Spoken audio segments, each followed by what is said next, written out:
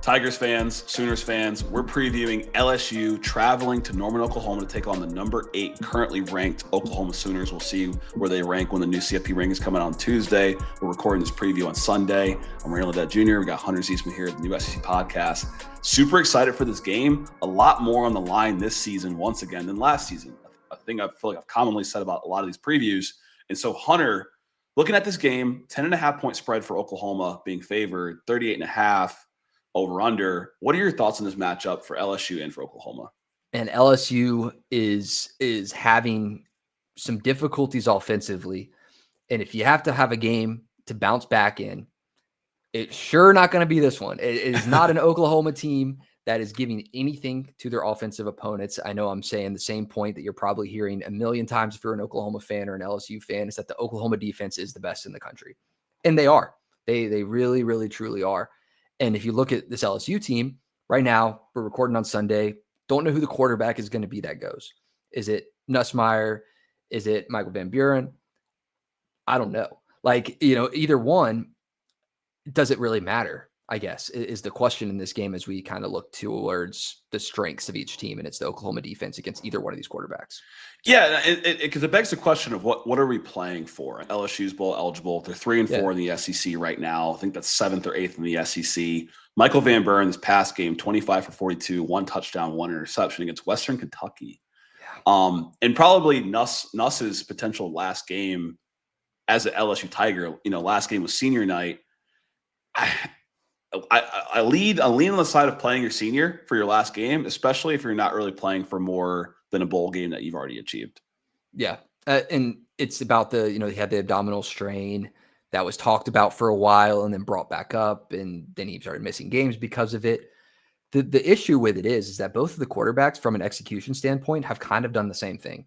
Yeah. Like it's been, and you brought this up, and I don't want to, steal your thunder on it, but one of the things that you brought up was lack of explosiveness from the LSU, or the lack of LSU offense. And I think it's lack of explosiveness. You're super conservative, and it's, Nussmeier 37th among SEC QBs in air yards per throw.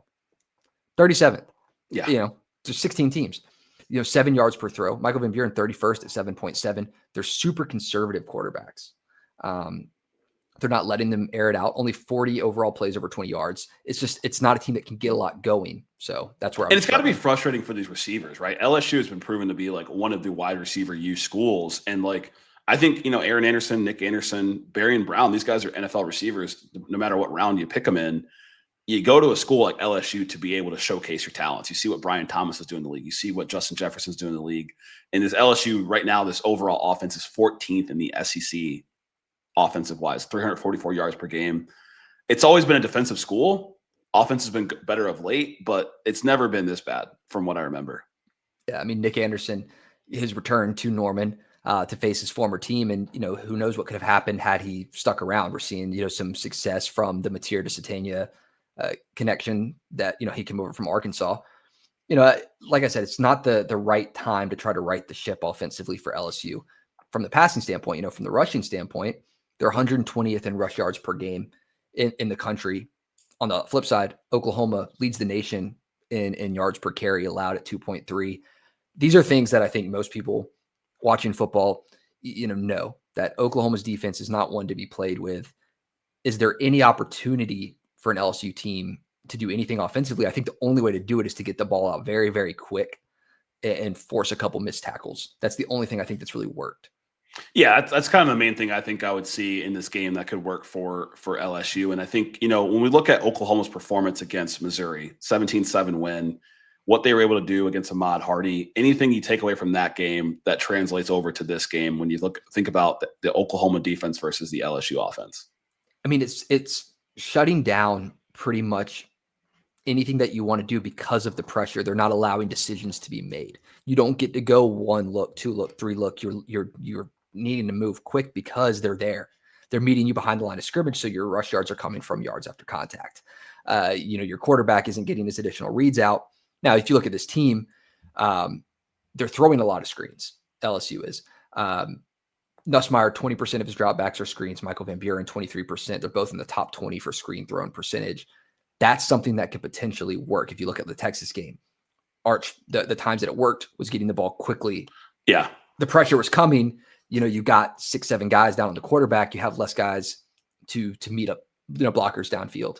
So that's kind of the one thing that I think LSU might be able to do. That's probably on the game plan.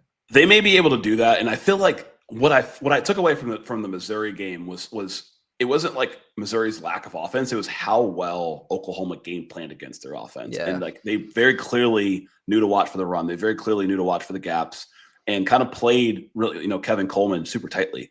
I think LSU's been running more screens to kind of replace this lack of a rushing attack. Like you usually see that time and time again from teams that can't run the ball that effectively, use screens as their rushing offense. When I think about Oklahoma, what stood out to me in their game was Mateer playing better than he has in the past couple games, 2 passing touchdowns against a good Missouri defense. He's got another good defense he's playing this week in LSU that's proven to be a really good getter when it comes to turnovers and having an awesome secondary led by Mansour Delane. Yeah. So thoughts on Mateer versus secondary in this defense? Yeah, and no shade to Mateer, the Satania touchdown, very heavily a Satania touchdown instead of a Mateer one. I do have some concerns on the Oklahoma offense, and I think if any Oklahoma fan should be feeling that same way. I know we've gotten some comments on here, like saying how can you criticize Mateer, whatever. I think that the execution has been a little bit subpar. He's missing some easy passes. I know we were talking about it while the game was on. The running has developed for the Oklahoma team. The only issue there is you're having some injury bugs that are coming in. You saw Robinson get a little dinged up there, Blaylock fill in, but you got, Javonte Barnes, Tatum, they've missed majority of the past few weeks out. Ott's pretty much a bust. So your room is a bit sparse. So you have to get the passing going. It's going to be tough to do though. You mentioned the LSU defense. They got some DBs back there that are going to make it tough, especially to connect anything downfield. Yeah, you got Woolen, you got AJ Halsey. These guys are definitely, ball hawks. I think LSU's sitting in like top 4 in the SEC when it comes to interceptions forced. And talking about the Oklahoma offense, it's for deep cuts college football people that probably watch our channel and watch content like this. They're aware this defense has really been overshadowing this offense. And for as much as we talk about LSU's struggling offense, Oklahoma's only 1 spot ranked higher than LSU's offense. So they're 13th in the SEC in yards per game, on offense at 350 yards per game. And so it's an offense which gets the ball in good field position, as you mentioned in one of our previews, and gets a lot of opportunities to rest, to be on the field, has not been able to truly score a ton, which might not matter as much in this game, but could matter more as they continue their sights towards where they think they're going, which is the CFP. Absolutely. And as you mentioned, the yards per game, part of that factor as to why that might be the case, we talked about in the last preview, and I think it's such a critical component to talk about, is the field position battle in games. Oklahoma right now, 3rd in the nation on defensive starting field position. 75.3 yards needed on average to score against this Oklahoma team. It's a long way to go. 3rd in the nation. The offense is reaping the benefits of that. We saw that Oklahoma-Alabama game. They only got points on one of their drives that started on their half, and it was a field goal. All of the rest of their points came over the 50-yard line already, or on the pick six. Yeah. So they're benefiting so much from the field position battle that the defense is winning them. They're flipping the field appropriately. So when you're playing a team like LSU, where you're playing a good defense, you might not be able to drive the length of the field with the way that your offense is playing. You can maybe count on having to only have, a 60-yard drive here and there, a 50-yard drive, get a turnover. And that I think is a huge part of this Oklahoma team that's understated. Definitely, 100%. I mean, it certainly affects their overall offensive yards per game. It's no doubt, like you said, third in the country when it comes to starting field position. It still doesn't fully negate the fact that they can't get it going, but it certainly plays a role. Like, you're playing to win the game. If you're ahead in points, you're kind of playing keep away in some ways, and that's kind of what Oklahoma football looks like. It's not fun. It's not super sexy to watch. I think the most fun games have been against Ole Miss and Tennessee because those teams have explosive offenses, right? And the Alabama game was fun because there was kind of a little bit of an even matchup. Fun for an Oklahoma fan, of course, but one thing I think about this game with the quarterback decision is kind of goes back to the coaching decision for LSU and even at the OC position. I feel like we've seen Michael Van Buren play well at Mississippi State, so it's not like we can sit here and say it's him. it begs the question, is it the scheme and the staff that they have around him right now before the potential looming change of the next coach? It's a combination of everything. I think it's the offensive line not getting the block set up efficiently for the running backs. I think it's the pressure that quarterbacks are getting. I think it's the scheme of, maybe too many screens.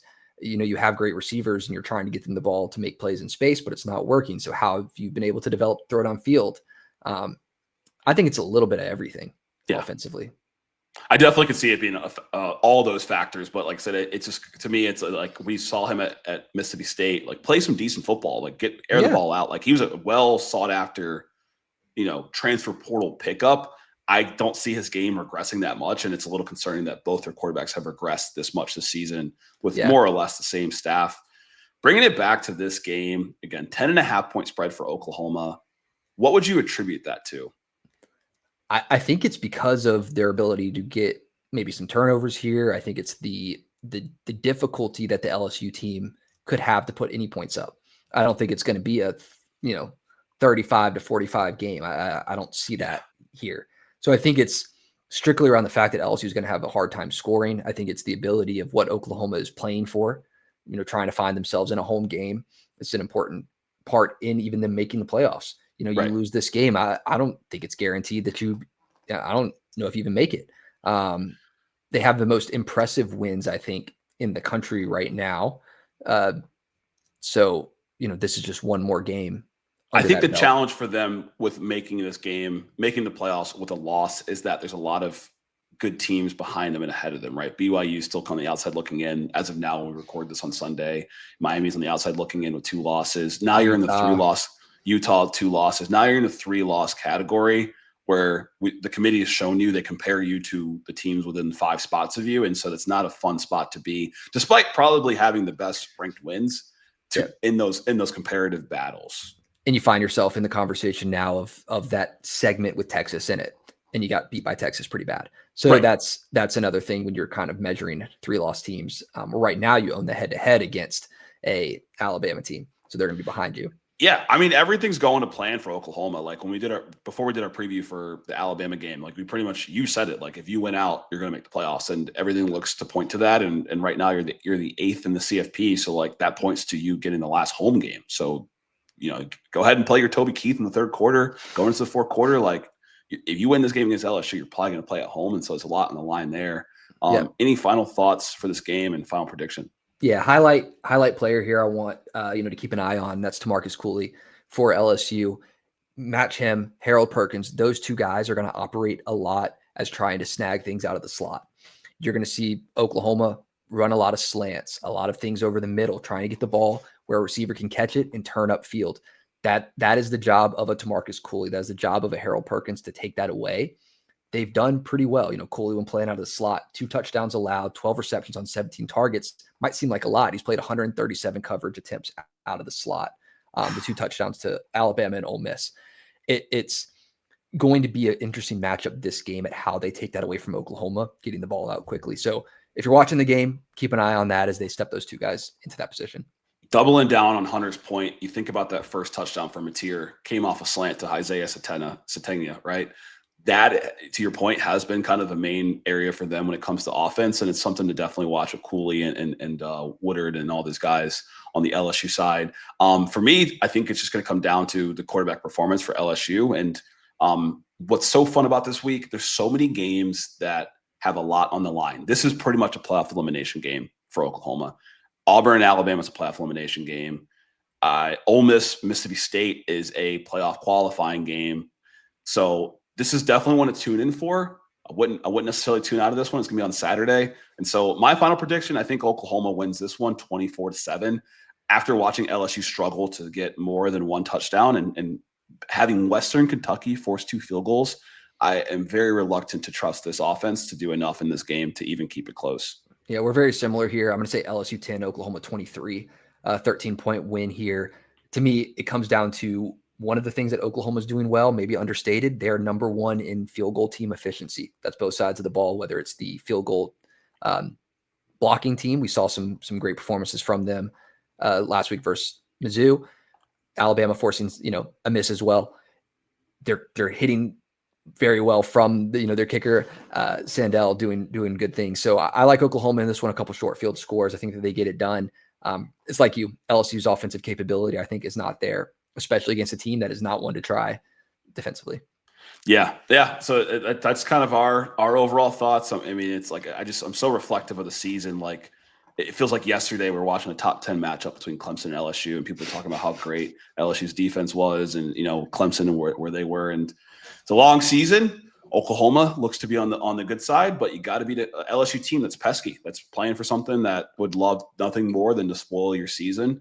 And so if you like content like this, game previews, game recaps, team of the week, special segments, SEC championship scenarios from the SEC championship scenario king, Hunter Ziesman, tune in to the new SEC podcast, hit that subscribe button. We just passed the 1,000 subscriber mark. We're at 1,300 subscribers, and we want to keep growing, and we love putting out content like this for people like y'all to tune in and really enjoy the conversation around the SEC. So once again, thank you for watching.